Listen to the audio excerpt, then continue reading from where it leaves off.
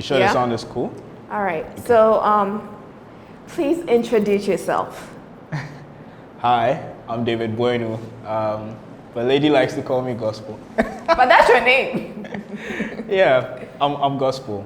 So, Yeah. why are you called gospel, by the way? I never asked you that. Um, before filmmaking, I've been doing poetry, and that was my stage name, spoken word poetry, written poetry as well. So I still write, but I've just not been on stage in a long time, and that was the inception of the name, Gospel. Okay. And what do you do? I'm a filmmaker. My artistry in filmmaking started from travel and lifestyle filmmaking, grew into documentary filmmaking, gradually developing into narrative filmmaking, but you can tell sort of in my style of even editing and shooting that, it has a lot of elements of travel and lifestyle in it, so. But how did you get into it? Like, how did you start the whole filmmaking stuff? Wait, before that, how long have you been doing filmmaking? How long? I think since somewhere professionally, I would say in second year university, but somewhere earlier than that, I found a couple of videos on YouTube that I kept watching and watching. I remember there was one mid-semester break. I didn't go home. I was just in school because the internet is super fast in school. So I was just in school, just watching videos on filmmaking, DSLR guide, Samkoda, a bunch of like really cool filmmakers. And I would say DSLR guide made me fall in love with the art. Wait, Samkoda, that's the guy that you showed me. He's a travel guy, right? Yeah. I keep talking. I feel like the first time I met you, you showed me all his videos. Yeah, it was just around that time I'd started filmmaking. Right. So, I was fresh into it and I was really in love with the artistry. I still am. So you said 2 years, wait, your second year is when? So how long ago was that? Second year university. I graduated this year, so that's like 3 years. Okay. Ish. Plus or minus. I just have to do the math, but. And was that always the plan, filmmaking? Definitely not. At some point, I wanted to be an architect. At some point, I wanted to be a computer scientist. But I got into first year of uni. I was doing great with programming. I used to teach people, I remember that. Computer programming? Yeah. Right. But Gospel, are you sure? yes, intro to programming, I was actually doing very well. I remember there was some, website development stuff that people were coming to me for assistance, and I would finish my assignment first all the time. But at some point, I fell in love with the arts, and it just it just took so much of my time that I started, developing more of that side. Right. And I just, swayed from other things. Yeah. And filmmaking kind of like became the main thing for me. So, yeah. I got to university wanting to do computer science. You actually wanted to do it, or that was in the plan? Like, do you know what I mean? Like, was that what you personally wanted to do, or Yeah, it had been said that that's what gospel will be doing? No, nobody said. Okay. I think it was after some conversations I had with a friend called Kwesi Boche. Kwesi Boche now is also a filmmaker. Oh, okay. That's the funny thing is we both went to university wanting to do computer science. I think he also, I don't know if he continued that, but we had that conversation before we went to university. So what is it about computer science that is like, I don't know. Kwesi Boche and Ravi, he's also doing photography and filmmaking right now. It's funny, but we all ended up doing, You were all in the creative. same university? No, Okay. we were all in 3 different universities. Interesting. Yeah. I was going to say maybe it was the school that had something to do with it, but No, obviously we not. kind of lost touch at some point. But before we went to university, we had that passion for photography. Somewhere in high school. We made plans and all of that, but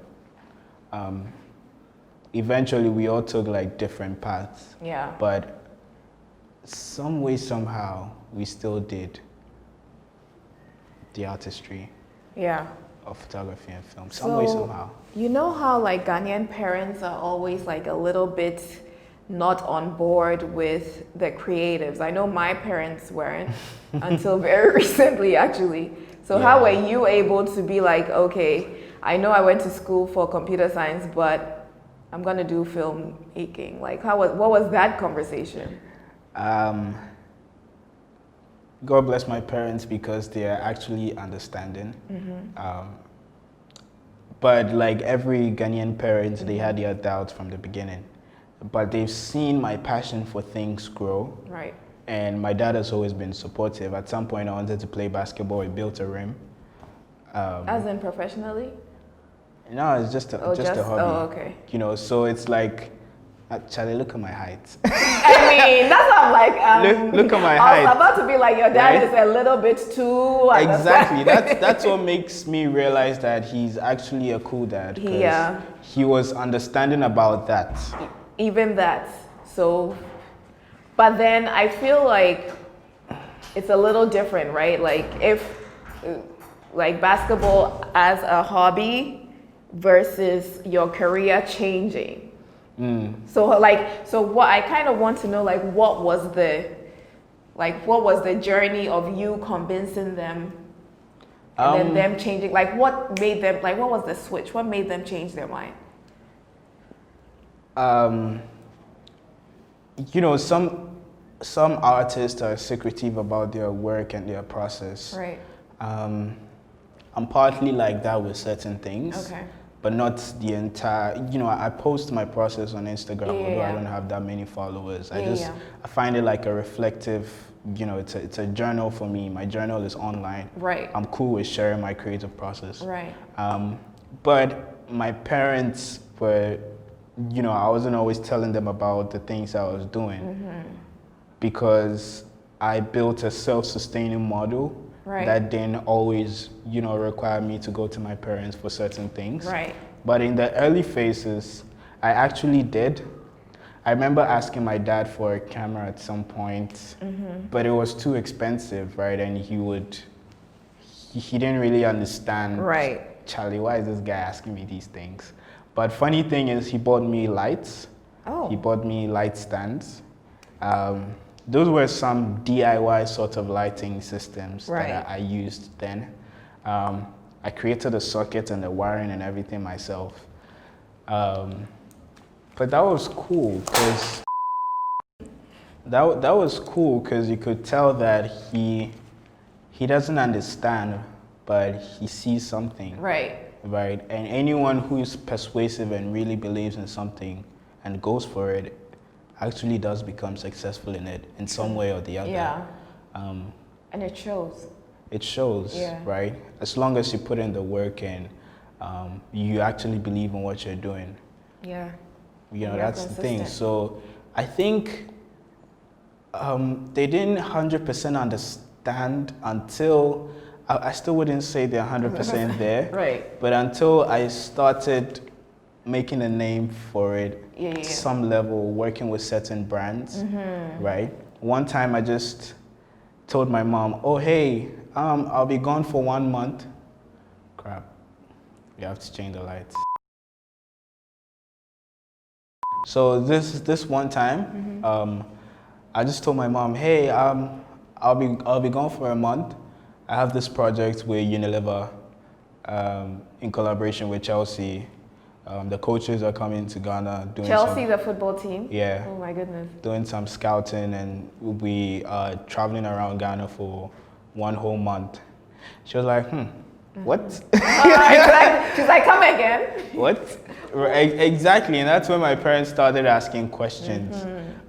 Do you want to do this full time? Even till date, my dad keeps asking me, do you want to do? I built this whole space, and he still asks, do you still want to do this full time? I'm like, yeah. But I'm excited about that because, you know, you don't always get parents who are supportive like that. So that's cool. And there was this other time, like, I just, you know, I don't tell my parents so much, so sometimes I just forget that I haven't told them. Right. One time, I was coming home to pick up some things to head to the airport and go to Amsterdam for this commemoration of a project I did with Tony Stukolonli, and I left something at home, and I came back home to pick my stuff, and I was just dragging my bags, and my mom came outside. Hey, Dama coin. Why, she didn't know you were traveling? I forgot to tell her I was traveling. Come on, you too. You see, I'm in school, right? Okay. I come to town all the time to work, but I don't come home. Right. Right. Sometimes you think you're still in school. You're talking in the present. So no, you were in school then. I was in school, yeah. So I was rarely at home. So I speak to my mom, but we talk about school stuff. Oh, how was school? It's fine. Right. Right. So we talk about education. We talk about what I'm studying, but not really about my work because I just didn't really see the need to at that point. So I forgot to tell her I was traveling, and she was mad at me, but it was just for a while, and she was like, "Safe journey," Wow. It was cute. I felt bad. I told my dad. But I told my dad like the day before my flight. Oh my gosh. And I told my mom the day of when the you trip. were leaving because you forgot to tell her. I haven't been the best kid, but I think,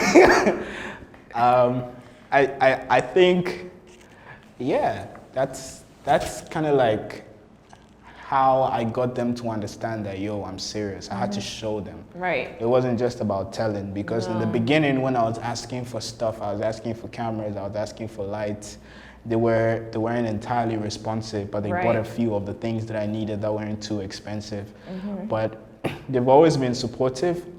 I just think at some point I had to just do my thing. You just have to do it. I just have to do my thing and just show them that I'm serious.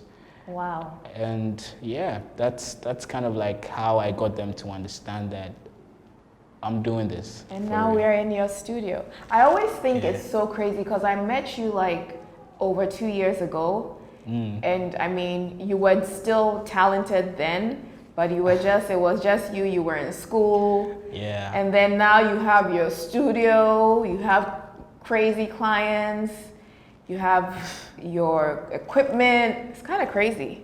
Yeah, and it's all been progressive. Right. Even in my work. But do you realize this? I always ask you this. Do you realize it's a big deal? I mean, for a while you do, and for like, why are you shaking your head? Because you have to. I mean, I get it because I feel you and I are similar in the sense that like we're very ambitious and stuff like that. But I feel like you do have to celebrate your wins, not for like 2 minutes though. Because I mean, how many people your age? I'm 22. There's so much I want to do. True, but how many people your age? Fresh out of college, and that's what I'm saying. I know it looks like that even makes it a bigger deal. Like straight out of college. When I came out of college, I was confused. It was like the worst time of my life, and you already have like a plan. Like that's huge. But anyway, sorry, go ahead. I'm interrupting your story. I totally understand. And I do believe in that, and I celebrate my wins. But I just don't think it's ideal to get comfortable and stay there. Yeah. I know that's not what you're saying, but when you're too celebratory of the little things that you're doing, I'm calling them little because that's what I feel they are. Right. Right? Because when I look at the grand scheme of things, and when I want to, I'm thinking about how can I make the biggest impact in the film industry in Ghana. Right. And you start to, because I was in Hollywood just early this year. Oh. It was this year. Okay. Early this year, and oh yeah, that was this year. Yeah. Wow, yeah, you're right. When you see these studios and when you see these places, the sound stages and all of that, you start to feel like, so I'm this tiny person in this big world, right? But at the same time, the people who did these things were also tiny people in this big world. So how do I focus on what the big picture is and keep moving as fast as I can and not just like pausing to look around, always, only for the moments that are relevant to celebrate. Yeah. Like the Conan event, which we will be throwing a party for soon, hopefully. Very soon. I'm just saying. But Yeah. So what is the journey like? What do you see yourself? So okay, gospel in wait, Conan. Gospel in 10 years.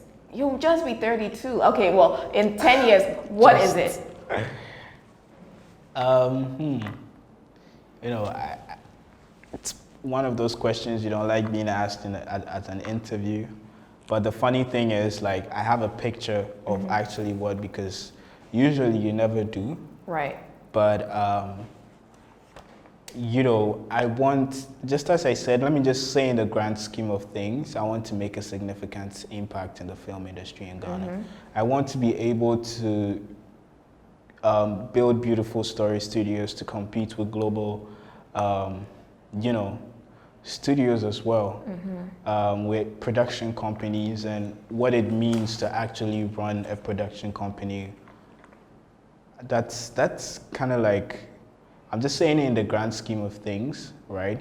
Have everything established, and you know, we should have made a number of movies. Right. Should So the be goal is recognized movie globally. making.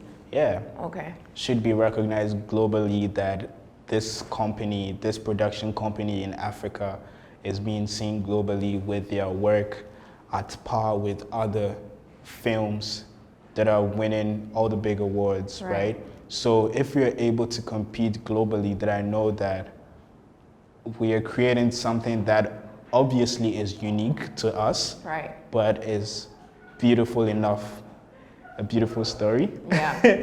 beautiful enough to be seen globally, you know, to be recognized globally. That's what I'm looking at. What about movies versus TV shows? Like, what is there interest in TV shows at all, or is just definitely. It's, you know, I think it's all part of the industry. When you think about well-established industries, all these are things that make up these industries. So, for sure, like Yeah. those are things that I'm also thinking about, and TV shows are like consistency. Even in at the business part, you know, that's like consistent revenue if it's doing well. Yeah. So, for sure, like those are things that are in my vision as well. Okay.